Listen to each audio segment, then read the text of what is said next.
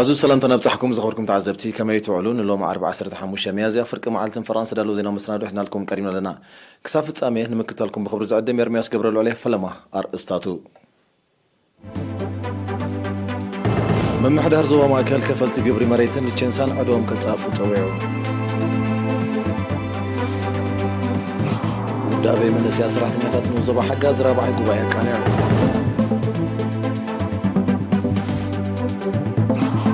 أب نوزبا ما يعني لعلميتي من السياسة بمويا سنتينوم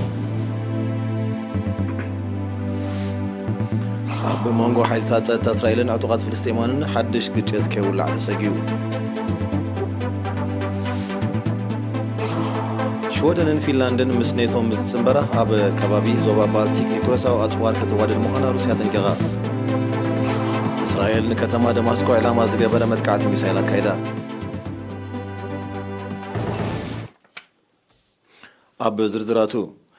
قبري زي ترف سلازغونه عدا كي تدراربن نماطعت كي تقلعخن أب قبو جزيو كخفر يقبا سلازغونه من محضر زوا مايكل كفلت قبر مريتن لتشنسان عدوهم كتصاففو يصوع له وكيل رنا نازريت بين ملكع تبصاب زدالو تحستله أرسي ما سمورم كتغربيا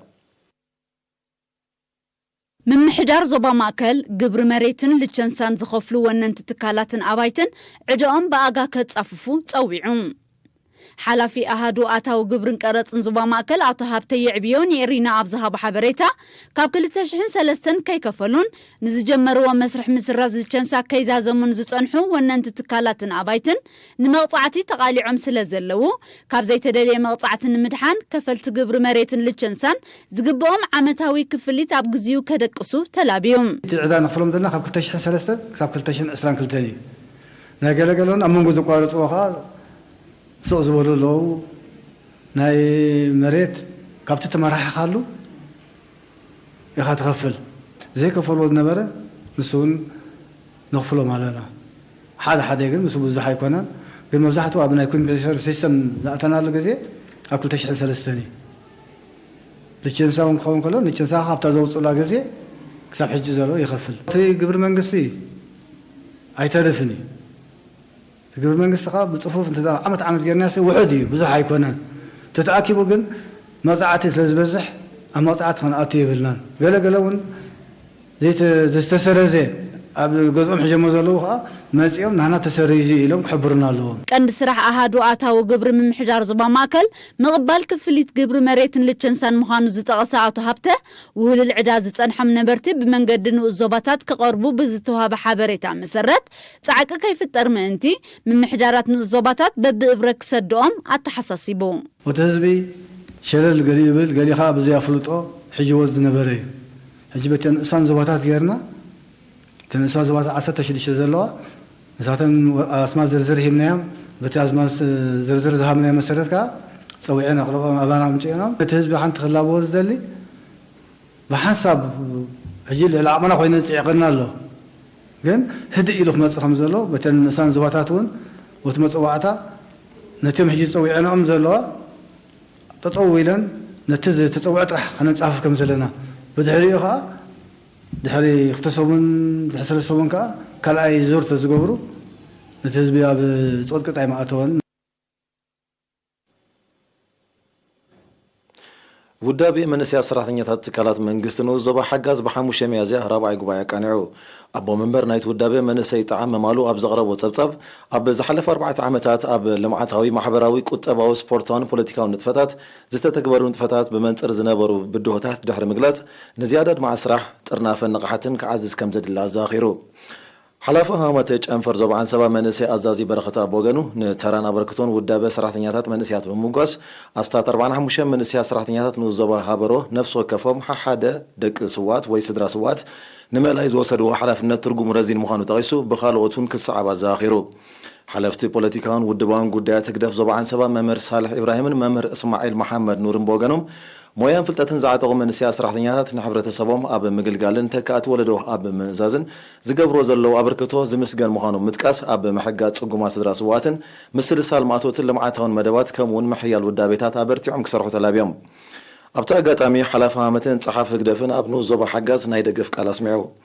ኣብ መወዳእታ 15 ዘኣባላታ ኣካይዲት ኣካል ድሕሪ ምምራጽ ልምዓታዊ መደባት ንምድንፋዕን ኣፍራይነቶም ንምዕባይን ብዝለዓለ ክነጥፉ ወሲኖም ኣብ ዞባ ጊንዳዕ ዝርከብ ሕሩም ሃገራዊ ሕዛእቲ ደንጎሎን ሰለሙናን ብዝግበረሉ ናይ ዕቃብን ሓልዋን ንጥፈታት ሰሲኑ ኣብ ምምዕባል ስነ ህይወታዊ ብዙሕነት ልዑል ኣስተዋፅኦ ይገብር ከም ዘሎ ተገሊጹ ኤሪና ዝተወከሰቶም ነበርቲ ሃብቲ ገረ ብሓፈሻ መበቀሉ ኣግራብ ድማ ብፍላይ ኣብ ጽቡቕ ደረጃ በፂሑ ከም ዘሎ ምጥቃስ ኣብ ርእስቲ ኣብ ምርጋእ ኣከባብን ምምካት ክሊማዊ ለውጥን ዘለዎ ኣገዳስነት ኣብ ምስሳን እንስሳ ዘገዳሙን ዘተባብዑ ውፅኢት ይርከብዎም ዘሎ ኣብሪሆም ብዝተፈጥረሎም ውሑስ ማሕድሮ ሓደጋ ምጽናታን ጽላሊዎም ዝነበሩ ብርክት ዝበሉ እንስሳ ዘገዳምን ናብ ንቡር ይምለሱ ከም ዘለውን እቶም ወሃብ ትርኢቶ ብተወሳኺ ሓቢሮም እቲ ሕሩም ሕዛእቲ ኣብ ዝበፂሕዎ ዘሎ ደረጃ ንኽበጽሕ ተራ ነበርቲ ልዑል ምንባሩ ዝጠቐሰ ኣማሕዳሪ ምምሕዳር ከባቢ ደንጎሎ ላዕላይን ታሕታይን ኣቶ ሓመድ ሙሳ ወገኑ ኣካይዶም ብዘለዎ ሓለዋን ናብዮትን መርኣያ ናይ ተሰሪጹ ዘሎ ንቕሓት ከም ዝኾነ ምግላጽ ኣብ መጻኢ እውን ብዝለዓለ ከም ዝቕጽል ኣረጋጊጹ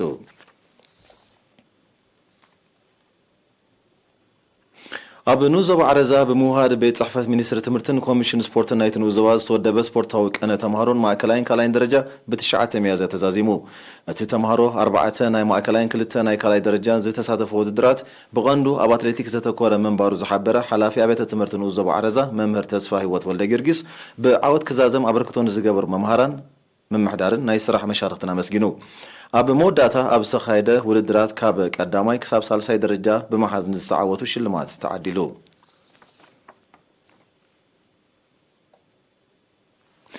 ኣብ ሓውሲ ከተማ ኳዕቲት ንዞባ ማይ ዓይኒ ሱሳ ደቂ ኣንስትዮ ዝርከቦም 101 መንስያት ብሞያ ሰልጢኖም እቲ ሃዋመተ ምስ ናይ ስራሕ መሻርክቱ ብምትሕባር ዝወደቦ ስልጠናታት ካብ 1 ክሳብ 6 ወርሒ ዝወሰደ ኮይኑ ስነ ጽባቐ ጸጉሪ ርእሲ ትልኢትን ካልእን ከም ዘጠቓልል ወኪል ኤረና ሓቢሩ ب10 ميازيا ኣብ ዝተኻየደ ናይ መመረቕታ ስነ ስርዓት ሓላፊ ሃመተ ኣብቲ ንዞባ መንእሰይ ሳልሓዲን ዑመር ተመረቕቲ ንዝቐሰሙ ሞያ ብስራሕ ማዕቢሎም ኣብ ከባቢኦም ኣርኣያ ለውጢ ክኾኑ ትፅቢት ከም ዝግበረሎም ገሊጹ ኣማሓዳሪ ንዞባ ማይ ዓይኒ ኣቶ ኣሕመድ ዑስማን በወገኑ ንኣገዳስነት ስልጠና ኣብ ምምዕባል ዓቕምታት መንእሰያት ብምጥቃስ ሰልጠንቲ ዕላሙ ብዝግባእ ተገንዚቦም ብግብራዊ ስራሕ ንምምዕባሉ ኣብ ዝካየድዎ ፃዕሪ ደገፍ ምምሕዳር ንዞባ ከም ዘይፍለዮም ኣረጋጊጹሎም خبركم تعذبت الصعب أقرأ زيناي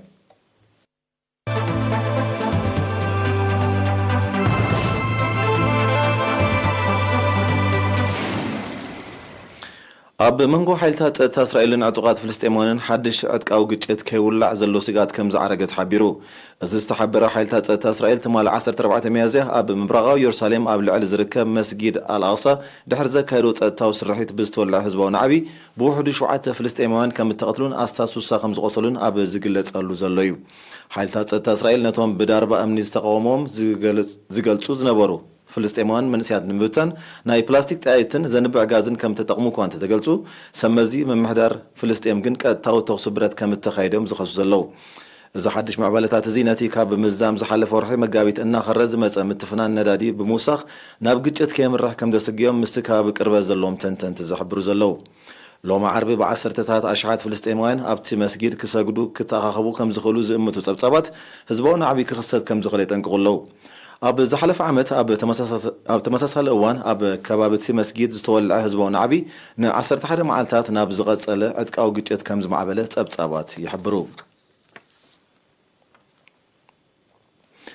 شودن فنلاندن أبالات كيدان سمين أتلانتيك مالت نيتو انت خوينن أب كبابي زوبا بالتيك نيكلاس أواتوار كتوادد مخانا روسيا تنكغا روسيا نزمة تنكغا زمحلالفت اتن هاجرات أبالنت نايت بأمريكا زمر راح كيدان نغتنبرو أب كربا وان كوسنا مخانن أب زك على حلو زلو وانيو اتن هاجرات نسقومتي مزوسدان هاجرو ጸጥታው ስጋት ከም ዝፈጥር ዝገለጸ መንግስት ሩስያ አድላይ ዝበለ ወታደራዊ ምድላዋት ክገብር ከም ዝግደድ አረድዩ እዚ ማዕባለታት እዚ ኣብ ዞባ ምብራቅ ኤውሮጳ ተፈጢሩን ዘሎ ወታደራውን ጸጥታውን ቅልውላው መሊሱ ከም ዝኽሮ በአጉ ይመት ኪዳን ሰሜን አትላንቲክ ማለት ኔቶ ንሩስያ ኣብ ወታደራዊ ከባ ንምእታው ኣብ ምብራቅ ኤውሮጳ ምስ ዝርከባ ሃገራት ሽርክነቱ ከደንፍዕ ምጽንሑ ጸብጻባት ይረዱ إذا خمسين كله من محضر بريزيدنت جو بايدن يوكرين ناي $800 مليون توسخ وتهدروا دقف قبروسينو ኣሜሪካ ኩናት ዩክሬን ካብ ዝጅምር ንድሓር ነዚ ናይ ሕጂ ደሚርካ ናብታ ሃገር ናይ ልዕሊ 2.5 ቢልዮን ዶላር ወተሃደራዊ ደገፍ ከም ዝለኣኸ ጸብጻባት ይጠቕሱ እዚ ገዝዲፍ ደገፍ እዚ ንወተሃደራዊ ቅልውላው ዩክሬን መሊሱ ዘጋድድ ኣብ ርእሲ ምዃኑ ኣብ መንጎ ኣሜሪካን ሩስያን ቀጥታ ወተሃደራዊ ረጽሚ ከይስዕብ ወተሃደራውያን ተንተንቲ ስጋቶም ይገልጹ ኣለዉ ናብ ዩክሬን ዝጓረት ዘሎ ገዚፍ ወተሃደራዊ ንዋት አንጻር ወተሃደራዊ ዓላማታቱ ዝቐንዐ ምዃኑ ዝገለጸ መንግስቲ ሩስያ ሃገሩ ጸጥታ ንምውሓዝ ስጉምቲ ክትወስድ ከም እትግደድ ከጠንቅቕ ጸኒሑ እዚ ከቢድ ሰብኣውን ንዋታውን ክሳራታት ዘስዕብ ዘሎ ኩናት ዩክሬን ብምትእታው ሃገራት ምዕራብ ብቐንዱ ድማ ኣሜሪካ እናገደደ ይኸይድ ከም ዘሎ ጸብጻባት ይረድኡ እቲ ምትእታው ብዝለዓለ መልክዑ ይቕጽል ብምህላው እቲ ኩናት ኣብ ሓጺር እዋን ዝውዳእ ከም ዘይመስሎም ናይ ቀረባ ተዓዘብቲ ዝእምቱ እስራኤል ትማሊ 14 ሚያዝያ ንከተማ ደማስቆ ዕላማ ዝገበረ መጥቃዕቲ ሚሳይል ከም ዘካየደት ማዕከናት ዜና ሶርያ ሓቢረን ሓይሊ ኣየር ሶርያ ንዝበዝሐ ካብቲ ሚሳይላት ዕላሙ ከይወቕዓ ከም ደበርዓኖ በዚ ድማ መጠናዊ ንዋታዊ ዕንወት ጥራይ ከም ዝወረደ ኣፍሊጡ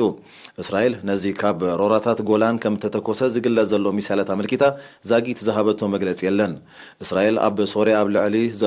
ኣብ ልዕሊ ዘሎ ወተሃደራዊ ዕላማታት ኢራን ተደጋጋሚ መጥቃዕትታት ከተካየድ ምጽናሕ ዝፍለጥ ኮይኑ ኢራኑን ኣብ ርእሰ ምምሕዳር ኩርዲስታን ናይ ኢራቅ ኣብ ልዕሊ ዝርከብ ዕላማታት እስራኤል ናይ መልሰ ግብሪ መጥቃዕትታት ከተካየድ ጀሚራ ከም ዘላ ጸብጻባት ይረድኡ እስራኤል ንጸጥታ ዞባ ማእከላይ ምብራቅ ክትዘርግ ፈጺማ ከም ዘይተፍቅድ ኢራን ብተደጋጋሚ ክትሕብር ጸኒሓላ ኣብ ዓመት 2022 ብደረጃ ዓለም ኣስታት ርብዒ ቢልዮን ሰባት ብሕሱም ጥሜት ከይቃልዑ ስጋት ከም ዘሎ ተገሊጹ ለበዳ ኮሮና ቫይረስን ክሊማዊ ነውፅን እቶም ቀንዲ ጠንቅታት ናይቲ ተሪኦ ምዃኖም ክግለጽ እንከሎ ኩናት ዩክሬንን ኣሉታዊ ተርኡ ይጻወት ከም ዘሎ ጸብጻባት ውድብ ሕብራት ሃገራት ኣፍሊጦም ብሰንኪ ኩናት ዩክሬን ዋጋታት መሰረታውያን ሃለኽቲ ነገራት ብንሃር ይውስኽ ከም ዘሎ እዚ ድማ ኣብ ህዝቢ ማሕበረ ቁጠባዊ ተጽዕኖ ከም ዝፈጠረ ክግለጽ ጸኒሑ እዩ ኣፍሪቃ ኤስያ ሰፊሕ ክፋል ኤውሮጳን ላቲን ኣሜሪካን በቲ ተሪኦ ብኸቢድ በኣሉታ ዝተጸልወ ከባቢታት ምዃኑ ተሓቢሩ እዚ ከምዚ ኢሉ እንከሎ ተሃስ ክሳብ ምዝዛም ናይ ዝሒዝናዮ ዘለና ዓመት ብኣስታት 3 ዕጽፊ ከይብል ስጋት ኣሎ ኣብ ጃፓን ዝተበከለ ማይ ኒኩሌሳዊ ትካል ፉኩሺማ ናብ ባሕሪ ንምውጋድ ንዝወፀ መደብ ዝቃወም ሰላማዊ ሰልፊ ተኻይዱ መንግስቲ ጃፓን ነቲ ብሰንኪ ምንቅጥቃጥ ምድርን ንሱ ዘሰዓቦ ሱናምን ዝተበከለ 1.25 ሚልዮን ቶን ማይ ናብ ባሕሪ ንምእላይ ድሮ ታሕቲ ቅርጺ የዋድድ ከም ዘሎ ይክሕበር ጸኒሑ ይኹን እምበር ጃፓናውያን ብሓፈሻ ነበርቲ ፉኩሺማ ድማ ብፍላይ እቲ ውጥን ኣብ ኣካባቢ ዝህልዎ ሳዕቤን ቀሊል ከም ዘይኮን ብምጥቃስ ኣብ ተግባር ከይውዕል ይምሕፀኑ ኣለው እቲ ስጉምቲ ኣብ ማያት ጃፓን ጥራይ ዘይኮነ ኣብ ሰፊሕ ክፋል ሰላማዊ ውቅያኖስ ብከላከይ የስዕብ ኪላታት ኣካባቢ ስጋቶም ይገልጹ መስርሕ ምእላይ ናይቲ ረሳሕ ፈሳሲ ሓያሎ ዓመታት ክወስድ ከም ዝኽእል መንግስቲ ጃፓን ኣሚቱሎ ኣብ 2011 ኣብ ጃፓን ዘጋጠመ 9 ሬክተር ምንቅጥቃጥ ምድርን ንሱ ዘስዓቦ ሓደጋ ሱናሚን ከቢድ ሰብኣውን ዋታውን ኣካባቢያን ዕንወት ከም ዘስዓበ ጸብጻባት ይረድኡ ዜና ንምዝዛም ኣርእስታቱ ከዘኻኽረኩም ምምሕዳር ዞባ ማእከል ከፈልቲ ግብሪ መሬትን ልቸንሳን ዕድኦም ከጻፍፉ ጸዊዑ ጉዳቤ መንስያ ሰራሕተኛታት ንዞባ ሓጋዝ ራብዓይ ጉባኤ ኣቃኒዑ ኣብ ንዞባ ማይ ዓይኒ ልዕሊ 100 መንስያት ብሞያ ሰልጢኖም ኣብ መንጎ ሓይልታት ጸጥታ እስራኤልን ዕጡቓት ፍልስጤማውያንን ሓድሽ ግጭት ከይውላዕ ተሰጊዩ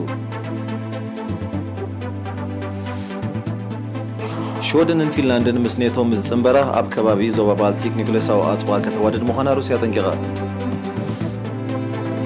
እስራኤል ንከተማ ደማስቆ ዕላማ ዝገበረ መጥቃዕቲ ሚሳይል ኣካይዳ ዝኸበርኩም ተዓዘብቲ ዜና ኣብዚ ፍጸም መዓልቲ